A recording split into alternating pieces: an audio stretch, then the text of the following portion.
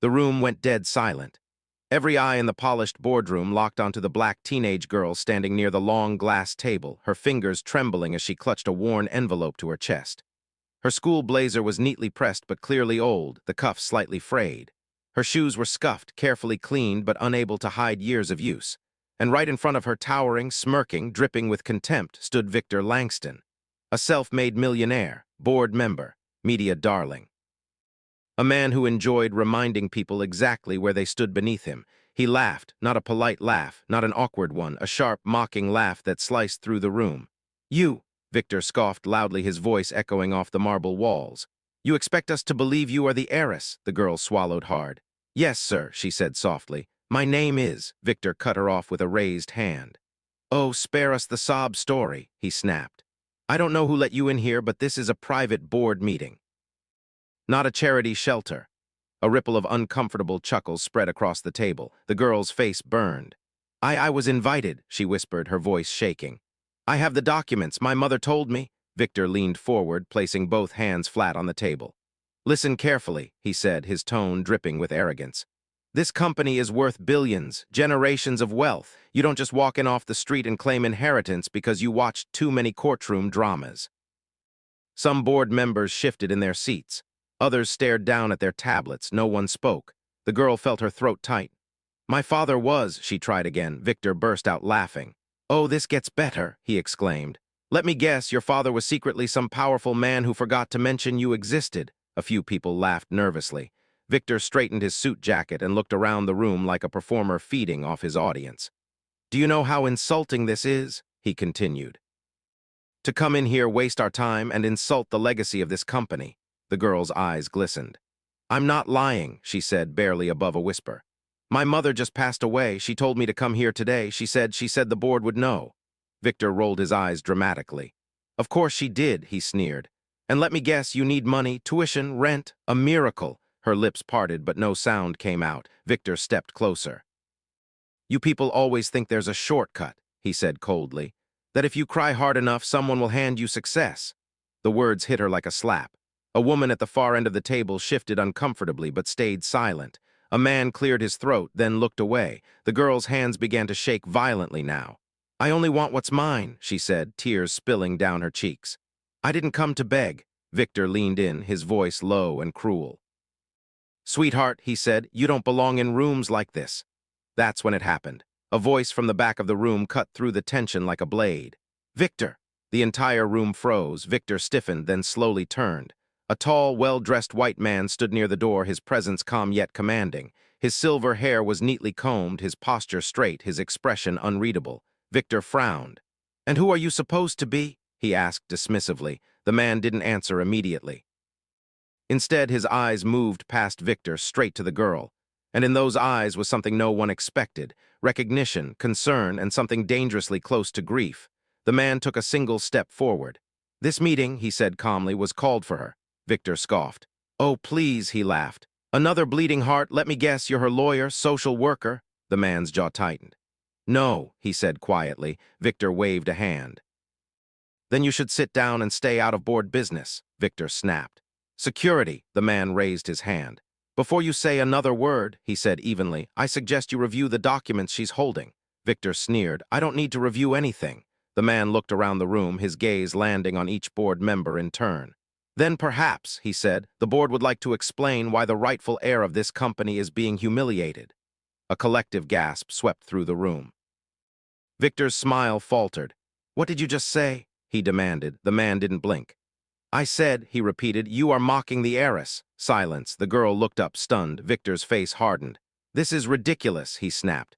"You can't just walk in here and—" The man finally turned his full attention back to Victor. His voice was calm, controlled, but lethal. "Victor," he said, "when the board confirms her identity, you're going to wish you had kept your mouth shut." Victor laughed again, but this time there was a crack in it. "Confirm what identity?" he scoffed. "This is a scam." The man reached into his inner jacket pocket. The girl's heart pounded. Victor's laughter slowly faded. "Because," the man continued, pulling out a sleek black folder, "this meeting was scheduled for one reason only." He placed the folder on the table. "To formally acknowledge the daughter of the company's late founder." Every board member stared at the folder. Victor went pale. The girl felt like the floor had vanished beneath her feet. The man looked at her gently. "You did exactly what your mother told you," he said softly. "You came at the right time."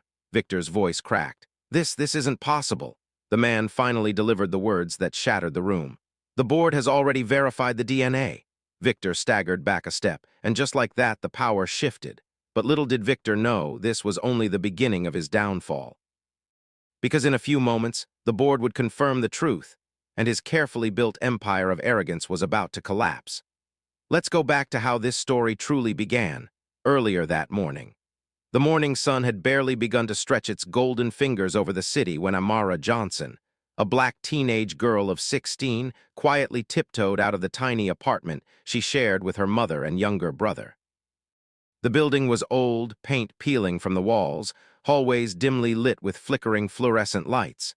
Yet, despite the surroundings, Amara carried herself with a quiet dignity that belied her age. Her mother, Lydia, had been sick for months. The doctors said it was treatable with proper medication, but money had always been tight.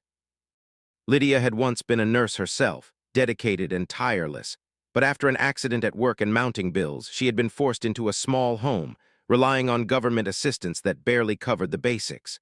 Still, Lydia always had a smile for Amara, even when her hands trembled from weakness.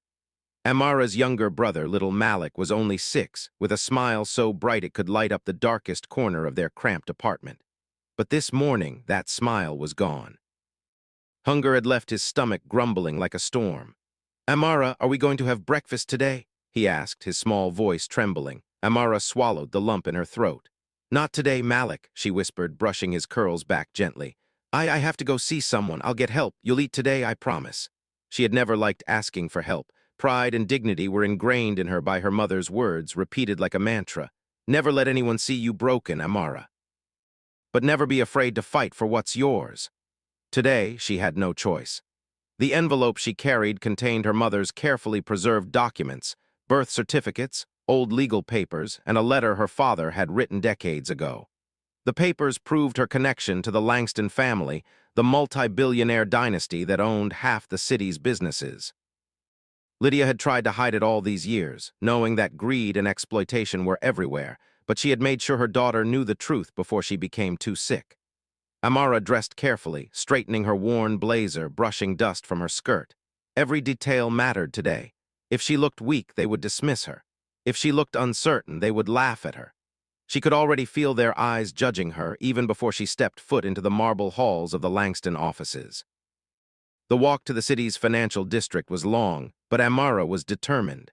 The streets were crowded with people rushing to work, cars honking impatiently, and the occasional street vendor calling out to sell coffee or breakfast. She avoided eye contact, focusing on each step, clutching the envelope to her chest like a shield. Every glance at her worn shoes, every cough from the passing buses, reminded her of how far she had come and how little she had. Her mind wandered back to happier times, fleeting moments of childhood joy. She remembered the evenings when her mother would tell stories about her father, a kind, brilliant man who had been cut out of his own company by greedy relatives before he could provide for her. She remembered sitting with Malik on the small balcony, staring at the city lights, and dreaming of a better life where her family could breathe without fear. But today, dreams wouldn't feed her brother. Dreams wouldn't pay for her mother's medicine. Today, she needed reality. As she approached the Langston Tower, the sleek glass facade gleamed under the morning sun. The doormen, dressed in crisp uniforms, eyed her curiously. She swallowed the rising panic in her throat. Just walk in. Just stay calm. Just tell the truth. The lobby was massive, echoing with the sounds of hurried footsteps and polished shoes. Security guards looked at her skeptically, eyebrows raised at her school blazer and scuffed shoes. One of them stepped forward. "Can I help you, miss?" he asked, his tone polite but tinged with suspicion. "Yes, I have an appointment with the board," Amara replied, voice steady despite the tremor in her hands. "My name is Amara Johnson. My mother, Lydia Johnson, arranged this. She said someone here would know what to do." The guard glanced at his tablet, then back at her. "Do you have identification?" Amara handed over the envelope, careful not to shake. She could feel her heart hammering in her chest. This was it. One wrong move, one skeptical glance, and everything could fall apart. After what felt like an eternity, the guard motioned her through. "Wait here," he said, leaving her near the sleek glass elevators. The ride up was silent. The doors reflected her anxious expression. She pressed her lips together, telling herself over and over, "You can do this. You must do this." When the elevator doors opened onto the top floor, Amara stepped into a corridor lined with priceless paintings and thick carpets. The air smelled faintly of leather and expensive polish. Her stomach twisted into knots. She had never been in a place like this where wealth was so visible it almost hurt. Finally, she reached the boardroom door. The brass nameplate read, "Langston Enterprises Boardroom." She inhaled deeply, straightened her shoulders, and knocked softly. "Come in," a cold voice called. Amara pushed the door open. That's when she saw him, Victor Langston. Every story she had heard about him was true, arrogant, powerful, untouchable. He looked down at her with an expression that screamed disbelief and amusement. "You," he said, his voice dripping with condescension. "What are you doing here?" Amara's hands shook, but she squared her shoulders. I came to see the board," she said. "I have documents." Victor laughed, a rich, sharp sound that echoed off the walls. "The board. You don't even belong in this room, girl. You're wasting everyone's time." Her chest tightened, but she didn't step back. This was her mother's last wish. She would not fail her. As Victor continued to mock her, Amara felt a wave of despair crash over her. Every eye in the room avoided hers. Every smirk, every whisper made her feel smaller. She felt completely alone. The world had reduced her to a trembling figure, a girl who dared to dream too big. She remembered her mother's words. "Sometimes the world will try to humiliate you, Amara, but never let anyone steal your dignity. Stand tall even when they push you down." And so she did. She stood tall, clutching the envelope, fighting back the tears. She had no one here, no one to speak for her, just her courage and the truth her mother had left in her hands. It was the lowest point of her life, and also the moment that would change everything. Because little did she know, someone had been watching, someone with the power to make the impossible real. Someone who would step forward and turn her humiliation into triumph. But that moment, the one that would change everything, was still a few hours away. For now, she was a girl alone, standing in a room full of judgment, facing a man who believed he could crush her spirit with his words. Her journey had begun, and the stakes had never been higher. Amara's heart pounded as Victor Langston's gaze bore into her. The polished marble floor beneath her feet felt suddenly slippery, as if it could give way and swallow her whole. Every inch of the grand boardroom seemed to mock her. Expensive chairs, gleaming glass tables, crystal awards lining the walls, and portraits of her father and ancestors staring down like silent judges. This was their world, not hers.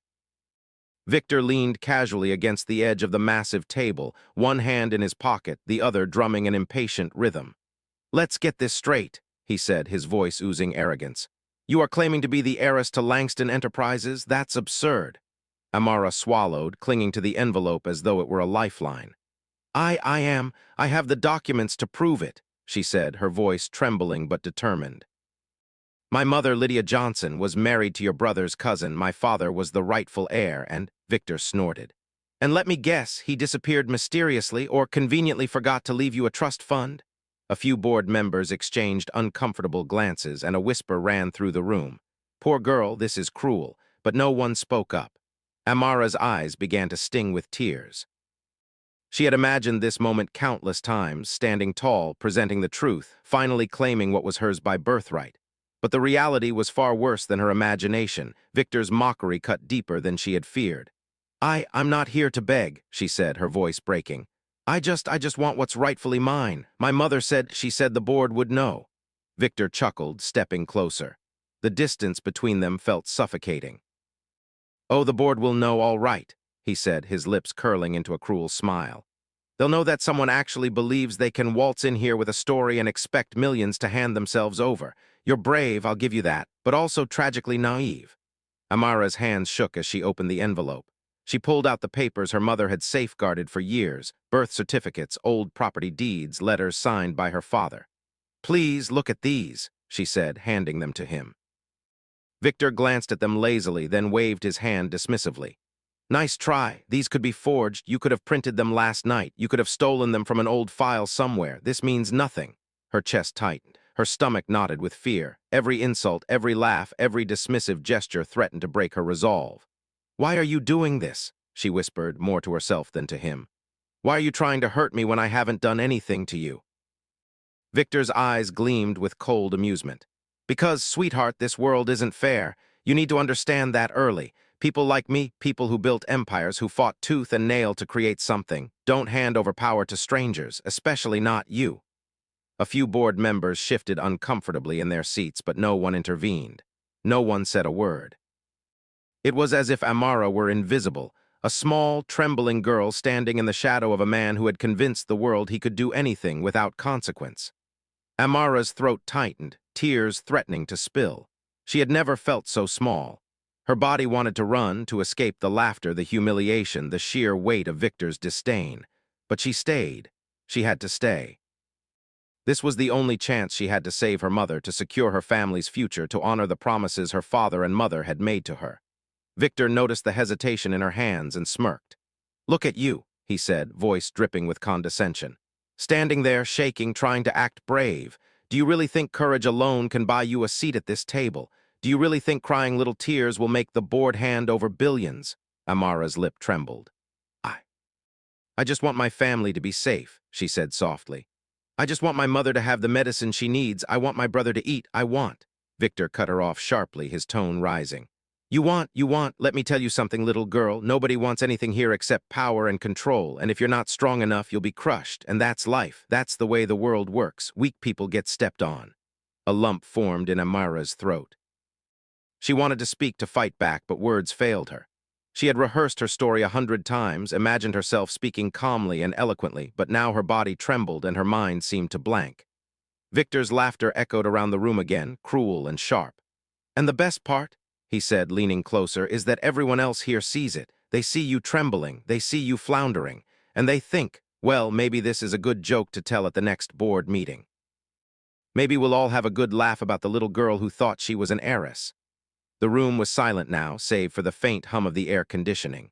Every board member avoided eye contact. Some glanced at their phones. Some shifted uncomfortably in their chairs. No one came to Amara's defense. She felt like she was dissolving into the floor, her vision blurred with tears. She clutched the envelope tighter, her knuckles white. I have proof," she whispered, barely audible. "Please, please, just look." Victor's expression softened, but not in kindness. It was the predatory look of someone who enjoyed the pain of others. "Proof," he said, voice low and dangerous. "You think a few pieces of paper will change anything here? You think that anyone cares about the truth if it's inconvenient?" Amara felt the world collapsing around her. She could hear Malik's voice in her head, calling her, needing her. She could feel her mother's frailty, her hope pinned on this moment. And yet here she was, mocked, ridiculed, humiliated, alone in a room full of powerful strangers. She took a deep, shuddering breath. I need someone to believe me," she said softly. Victor laughed again, shaking his head. "Belief? No one here believes in fairy tales. Welcome to the real world, little girl. You wanted to see the board? Congratulations, you've seen it. Now leave before you embarrass yourself further." Amara's shoulders slumped, but she didn't move. She could feel her resolve weakening. Fear, despair, and exhaustion clawed at her. It was as if every step she had taken this morning, every ounce of courage she had mustered, had been swept away by Victor's cruelty. And then the unexpected happened. A voice broke through the tension, calm but firm, cutting through Victor's arrogance like a knife. "Victor!" The name alone carried weight. The entire room froze. Victor's smirk faltered. All eyes turned to the source of the voice. A man stood at the back of the room. Tall, poised, dressed in an impeccable suit. There was an aura of quiet authority around him, a presence that made the room feel smaller, more intimate, and simultaneously more dangerous.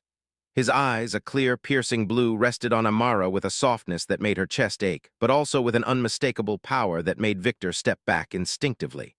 Victor laughed nervously. "And who are you supposed to be?" he asked, trying to regain control. The man's voice was calm, unwavering. "I am here for her," he said, Victor's face twisted in disbelief and confusion. "For her," he repeated. "Yes," the man said, stepping closer, his gaze never leaving Amara. "She is who she says she is."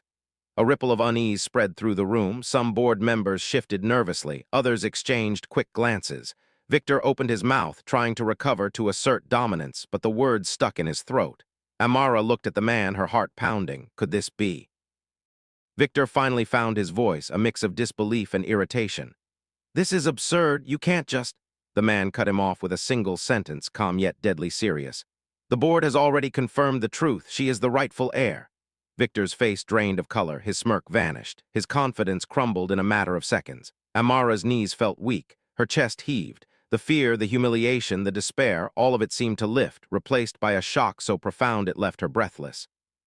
Victor looked around the room, desperate, wild-eyed. No, no, this isn't possible. The man's eyes softened as he stepped closer to Amara. You did exactly what your mother asked. You were brave, you were honest, and now the truth has been revealed. The boardroom fell silent, the tension crackling in the air like static electricity. Victor's empire of arrogance and cruelty had been shaken in an instant, and in that frozen moment everything changed. The boardroom was dead silent, tension thick enough to choke on. Victor Langston's usual arrogance had vanished, replaced with disbelief and panic. Amara's hands trembled, still clutching the envelope, her heart hammering like a drum. She had survived his ridicule, the mockery, the relentless judgment. But now, at the very edge of despair, something extraordinary was about to happen. The tall man at the back of the room, tall, poised, and impeccably dressed, took a single step forward. Every movement was deliberate, measured, and commanding. He radiated calm authority, the kind that made even the most arrogant individuals hesitate. His piercing blue eyes were soft as they met Amara's, and for a fleeting moment, the panic that had gripped her entire body loosened. She felt as though she could finally breathe. "Victor," the man said again, his voice steady, even, and impossible to ignore. The single word carried a weight that silenced every whisper, every cough, every nervous shuffle in the room. Victor's smirk wavered. "And who are you?" His voice cracked slightly, betraying the first cracks in his armor. The man didn't answer immediately. Instead, he walked slowly around the table, his gaze sweeping over the room as if assessing each board member and their loyalty. Every step he took exuded a quiet authority, a presence that demanded attention without shouting or demanding it. Amara felt an almost magnetic pull, something about him inspired trust and hope, yet carried with it the weight of untold power. Finally, he stopped in front of Victor, his eyes locked on the man's face. "You will address her with respect," he said calmly, almost as a warning. "And you will do so now." Victor opened his mouth, but no words came out. He stared at the man, trying to regain control, trying to mock or intimidate, but for the first time in his life, his usual tactics failed.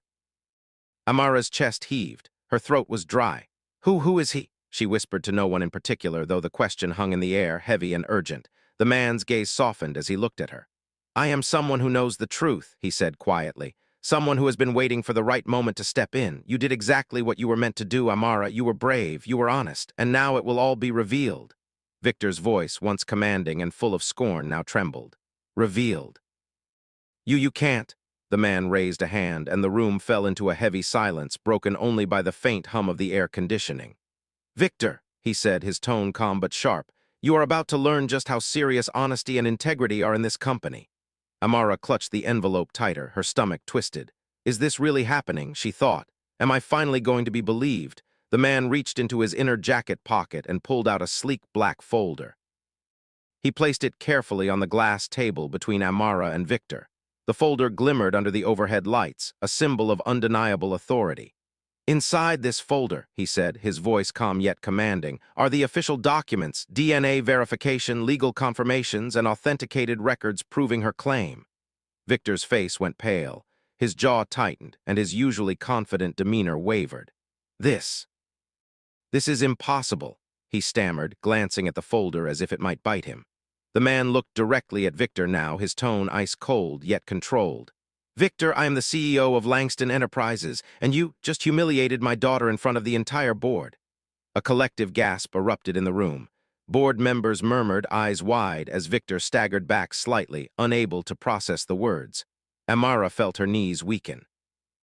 Her mother's stories, the secrets she had carried, the courage she had mustered, they were all culminating in this moment. "You're my daughter?" Victor stuttered, disbelief and horror twisting his features. That's," the man nodded. "Yes, Amara Johnson is my daughter. You have spent years thinking you could mock, intimidate, and dismiss people without consequence, but today the truth has been revealed." Amara felt tears prick her eyes. She had imagined moments like this before, but never like this, not in such a powerful, validating way. The man stepped closer, placing a comforting hand on her shoulder. "You did it," he said softly. "You stood your ground when the world tried to break you, and now justice will follow." Victor's face drained of color. He looked around the room frantically, seeking allies, but the board members were no longer entertained by his arrogance. Instead, they stared at him with a mixture of shock and disdain. The CEO, Amara's father, looked at Victor with measured calm, but the words that followed carried the weight of an empire. Victor, your actions today are unacceptable. You humiliated a rightful heir, attempted to discredit her, and displayed blatant prejudice in front of the entire board. Effective immediately, you are relieved of all duties. Security will escort you from this building. Victor's eyes widened. No, I can't. You already did, the CEO said firmly. And now you will face the consequences of your arrogance. The man, her father, turned his gaze back to Amara, and the warmth in his eyes made her chest ache with relief and love. Amara, he said gently, you have been brave, honest, and unwavering. Today, everything changes. Today, you are no longer alone, and your family's future will be secured. Amara's lips trembled as tears spilled freely. I can't believe this, she whispered. After everything, after all the fear. You believed in the truth, her father said softly. That is all that matters, and because of that, everything will be different now. Victor, pale and defeated, was escorted out of the room. He looked back at Amara one last time, his arrogance replaced by the first real taste of fear and regret he had ever known. The board members who had been silent, indifferent, or judgmental moments ago now looked at Amara with newfound respect. Some offered hesitant smiles, others simply nodded, acknowledging the courage she had shown. Her father guided her to the seat that had once been Victor's, a symbolic gesture that made her feel the weight of what had just happened. She looked around, absorbing the room, the luxury, the grandeur, the history of her family, but now it felt less intimidating and more like a place where she belonged. You have no idea how proud I am of you, her father said, his voice warm but firm. Your mother would be proud. And you, Amara, have proven that courage, honesty, and integrity are more powerful than fear, arrogance, or prejudice. Amara's voice quivered. I just wanted to do the right thing, she said softly. I didn't want anyone to get hurt or lose faith in me. Her father smiled. By standing up for yourself, you have done far more than that. You have changed everything, not just for yourself, but for our family, for everyone who doubted you, and even for those who thought power could intimidate truth. Amara blinked back tears, her chest still racing with adrenaline. She finally understood something profound. Bravery is not the absence of fear, but the choice to face it even when the world seems against you. And in that moment, as the boardroom filled with a mixture of relief, astonishment, and respect, Amara felt something she had never felt before. Hope. Hope that her mother's struggles were about to end. Hope that her little brother would never go hungry again. Hope that her life, once full of uncertainty and fear, would now be filled with possibility. The CEO, her father, reached into his jacket pocket again and pulled out a small, delicate locket. He handed it to her. Your mother gave this to me years ago, he said, tears glimmering in his eyes. She trusted me to keep it safe and now to return it to you. Amara opened the locket to find a picture of her mother and herself as a baby. She clutched it to her chest, tears streaming freely. I can't believe this is real, she whispered. It is real, her father said, placing a protective hand on her shoulder. And this is only the beginning. The room that had once been a place of fear, judgment, and humiliation had been transformed in mere moments into a space of validation, justice, and hope. And as Amara looked around at the faces of people who had once ignored her struggle, she realized something even more profound. Her courage had not only reclaimed her place in her family's legacy, it had inspired everyone who had witnessed it. Victor Langston had mocked her, humiliated her, and tried to crush her spirit. But courage, truth, and resilience had prevailed, and the world would never look at him, or at her, the same way again. Victor Langston's departure from the boardroom was swift but humiliating. Security escorted him out, his face pale and his once commanding aura reduced to a mixture of disbelief and fear. Whispers followed him down the hall, board members exchanging looks of disbelief at how quickly arrogance and entitlement could crumble under the weight of truth. Amara's father, the CEO, turned back to the board. His gaze was firm, commanding respect. This company was built on integrity, vision, and responsibility, he said. No one, no matter how long they've been here or how powerful they believe themselves to be, has the right to humiliate, intimidate, or disrespect anyone, especially not the rightful heirs of this legacy. One board member cleared their throat nervously. Sir, what will happen to Victor? Her father's expression didn't soften. Victor Langston will be removed from all his positions and held accountable for his actions. Disrespect, prejudice, and arrogance have no place here. Legal counsel will pursue further action as necessary. This company will not tolerate abuse. Amara watched, her chest still pounding, as justice unfolded. Every insult, every moment of mockery that Victor had inflicted on her, her mother, and even the staff present was being met with swift consequences. She felt a mix of relief and awe. The man who had made her feel so small now faced the reality of his own arrogance. A quiet hush filled the room as her father approached her. "Amara," he said softly, kneeling slightly so his eyes were level with hers. "I want you to know something important. You have nothing to fear anymore. From this day forward, your family will never go without. You will have every opportunity to grow, learn, and thrive. No one will ever make you feel powerless again." Amara's voice trembled. "But everything, I mean my mother, my brother." Her words faltered, tears spilling freely. Her father pulled her into a comforting embrace. "I will take care of them. I will make sure your mother has the medical care she needs, your brother never goes hungry, and you have the education and support to pursue every dream you've ever had. You are not alone, Amara. You never will be again." Amara pulled back slightly, looking up at him, her eyes glistening. I don't even know what to say," she whispered. "All these years, I thought no one would ever believe me. I thought I had to fight alone." "You were never truly alone," he said. "You were carrying the hope of your mother and the legacy of your family, and your courage brought the truth to light. That is something no one can take away from you." Her father gestured toward a chair at the boardroom table. "Sit. Let's talk about how we're going to move forward together." Amara sat, still clutching the envelope that had started it all.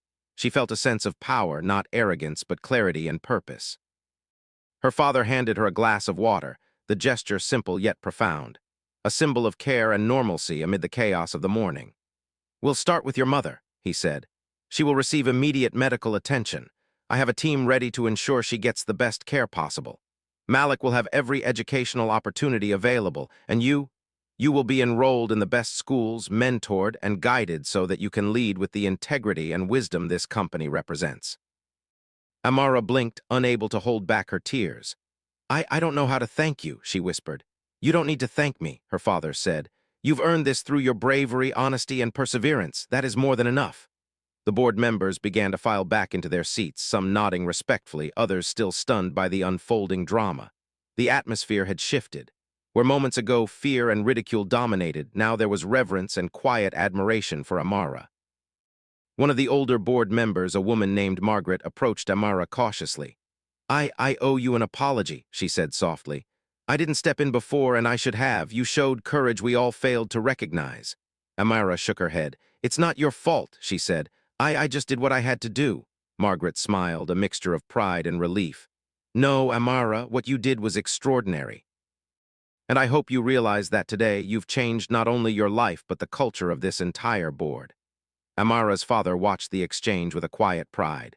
"You see," he said, "integrity inspires, courage transforms, and today you have proven both." The CEO then addressed the entire board. "We will implement strict measures to ensure no one, regardless of their position, can ever humiliate or disrespect anyone within these walls. Victor Langston's behavior will be a reminder to all. Accountability is immediate and respect is mandatory." Board members nodded, murmuring in agreement. The transformation in the room was palpable. Fear and silence had been replaced with clarity, justice, and commitment to a new standard of ethics. Turning back to Amara, her father's eyes softened. "I want you to understand something crucial," he said. "This is not just about reclaiming what is yours. It is about the principle of fairness. Your mother taught you that life can be cruel, that people may doubt you or mock you. But by standing strong and being honest, you not only honored her, you set a precedent for everyone in this company and everyone who will come after you." Amara felt a warmth spreading through her chest. She had been humiliated, mocked, and dismissed. But in the process, she had discovered a strength she didn't know she possessed. And now, justice had been served in a way that not only restored her dignity, but elevated her entire family. Later, as they walked through the building, her father explaining the changes he would implement, Amara felt an overwhelming sense of relief and hope. She could already imagine her mother receiving treatment, Malik learning without worry of hunger or instability, and herself growing into the person she had always dreamed of becoming, a person of integrity, courage, and compassion. Her father paused near the elevator and looked at her. "Amara, I want you to understand one last thing," he said. "Today was about justice. Tomorrow it will be about opportunity. You've proven your heart and your mind. Now we'll give your family a future where nothing, no arrogance, no cruelty, no prejudice can stand in your way." Amara's lips quivered as tears rolled down her cheeks. "Thank you," she whispered. "Thank you for believing in me when no one else did." Her father smiled, pulling her close for a brief hug. You never needed me to believe, Amara. You needed the world to see your truth, and now they have. And I promise you no one will ever dismiss your courage again. The boardroom, once a place of fear and mockery, had become a sanctuary of justice, respect, and promise. Victor Langston's downfall had been swift, and the message was clear. Power without integrity is fragile, and courage, especially the courage of someone with nothing to lose, is unstoppable. Amara's journey had been fraught with fear, humiliation, and near defeat. Yet through her bravery and unwavering honesty, she had not only reclaimed her rightful place but had also reshaped the world around her. She had transformed injustice into triumph, ridicule into respect, and despair into hope. As she looked out over the city from the top floor of the Langston Tower, clutching the envelope that had started it all, she felt an overwhelming sense of gratitude. For the first time in her life, the path ahead seemed clear. For the first time, she felt truly empowered. Her father placed a gentle hand on her shoulder. This is just the beginning, Amara. Your mother's legacy, your father's legacy, it all lives through you, and together we will ensure that your family's future is secure, bright, and full of opportunity. Amara nodded, her heart swelling with hope. I won't let you down, she said softly. I promise. Her father smiled. I know, Amara, I know. And in that moment, amid the grandeur of wealth, the echoes of arrogance defeated, and the justice finally served, Amara understood something profound. True strength is not measured by money, status, or power, but by courage, integrity, and the willingness to stand up for what is right, even when the world tries to crush you. Several years had passed since that life-changing morning in the Langston boardroom. The girl who once trembled under Victor Langston's mocking gaze had transformed into a young woman of confidence, intelligence, and purpose. Amara Johnson was no longer just a name on a set of papers. She was a leader, a scholar, and a living testament to courage, integrity, and resilience. The city had changed, too, not because of any one law or policy, but because Amara's story had become an inspiration. Newspapers, once indifferent or dismissive, now recounted her rise with admiration. Her story was shared in classrooms, workplaces, and communities, a reminder that justice can prevail, and truth can shine through even the darkest moments. The Langston Tower, once a symbol of unapproachable wealth and rigid hierarchy, now felt like home to her. Walking through the halls, she was greeted with respect and warmth. Board members who had once hesitated now sought her guidance and insight. The company, under her father's leadership and her growing influence, had implemented sweeping reforms ensuring fairness, transparency, and accountability for every employee, regardless of rank or background. Her family had been completely transformed. Her mother, Lydia, had regained her health through the best medical care available. There were days when she and Amara would sit together on the balcony of their newly renovated penthouse, sipping tea and reminiscing about the days when money and opportunity were scarce. You've done something incredible, Amara, Lydia would say, her voice filled with pride. You didn't just save yourself, you changed all our lives. Little Malik had grown into a bright, ambitious young boy, no longer plagued by hunger or uncertainty. His laughter echoed through their home, a constant reminder of hope and joy restored. Amara had enrolled him in an excellent school where he thrived, excelling in academics, sports, and the arts. She often caught herself smiling at his boundless curiosity, realizing that she had been given a chance not only to live her own dreams but to shape theirs as well. Amara herself had flourished. She pursued her education with passion, attending a prestigious university while simultaneously taking on responsibilities within Langston Enterprises. Her natural leadership, sharpened by the trials of her past, allowed her to contribute to the company in meaningful ways, helping develop programs that emphasized social responsibility, community engagement, and employee welfare. Every decision she made carried the imprint of her childhood struggles and the empathy she had cultivated through them. One crisp afternoon, Amara stood on the terrace of the company's headquarters overlooking the city skyline. The sunlight reflected off the glass towers, shimmering like a promise of endless possibilities. Her father joined her, a proud and serene presence beside her. Look at what you've built, Amara, he said softly. Not just the company, but your family, your community, the example you've set for others. You've turned adversity into opportunity, pain into purpose. Amara turned to him, her eyes glistening. I never thought I'd see the day when our lives would be like this, she admitted. When I stood in that boardroom years ago, I felt powerless, I felt invisible, and yet, her voice caught in her throat. And yet that fear, that humiliation, it gave me strength I didn't know I had. Her father smiled. Exactly. Courage isn't the absence of fear. Courage is standing tall in spite of it. You did that, Amara, and you changed everything. You proved that integrity, honesty, and persistence can overcome even the greatest obstacles. Amara's gaze drifted to the city below. She remembered the fear, the isolation, the mockery she had faced in that cold, intimidating room. And she smiled, a mix of triumph and gratitude. Those moments, as painful as they had been, had become the foundation of her success. They had taught her that dignity and truth cannot be undermined, even in the face of power and prejudice. That evening, as she returned home, she found her mother and Malik waiting in the cozy living room of their new apartment. The warmth of their laughter filled the space, a reminder of everything she had fought for. Lydia held Amara's hands in hers, eyes shining. "You did it, Amara," she whispered. "You kept your promise. You kept our family safe."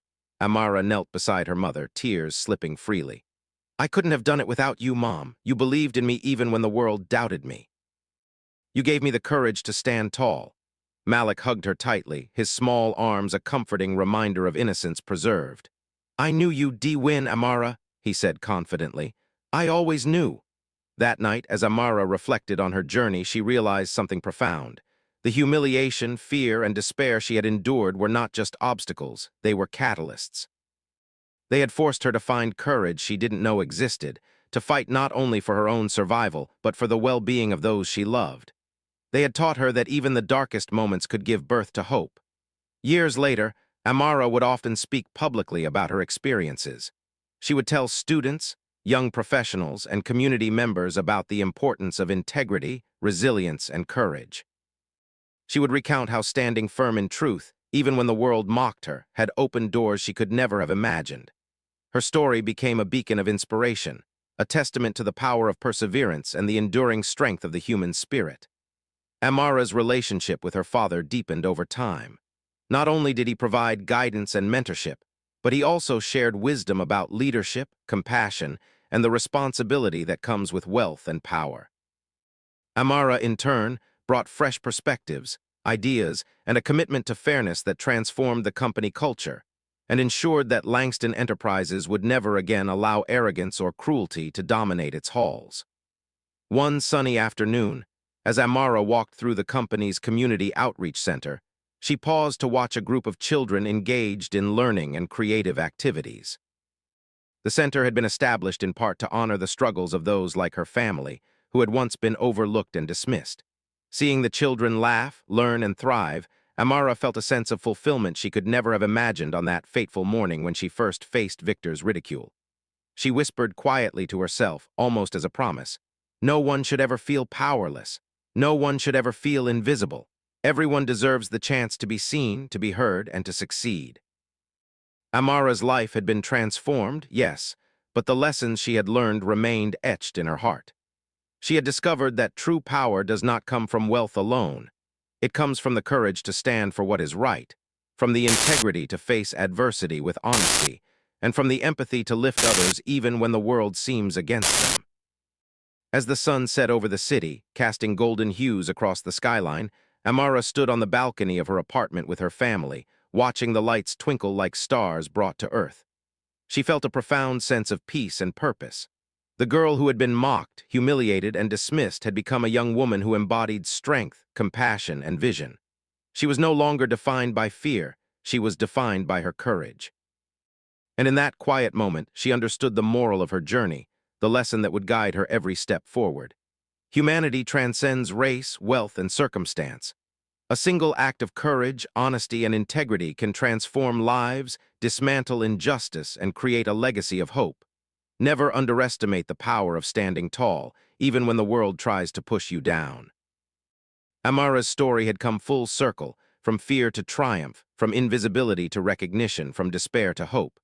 She had faced ridicule and prejudice, yet emerged stronger, wiser, and more compassionate. Her life, once defined by struggle, was now defined by purpose.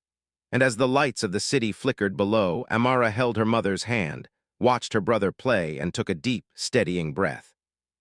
She had not only changed her destiny, she had changed the world around her, proving that courage, truth, and love are forces more powerful than wealth, arrogance, or cruelty. The girl who had once been mocked was now an inspiration, a living testament to the idea that no matter the odds, no matter the obstacles, integrity and courage can conquer even the harshest adversity. Her journey was a reminder to all who would listen. The world may try to humiliate you, doubt you, or dismiss you. But if you stand for what is right, if you hold fast to truth, and if you believe in yourself, the impossible can become reality. And for Amara Johnson, that reality had finally arrived.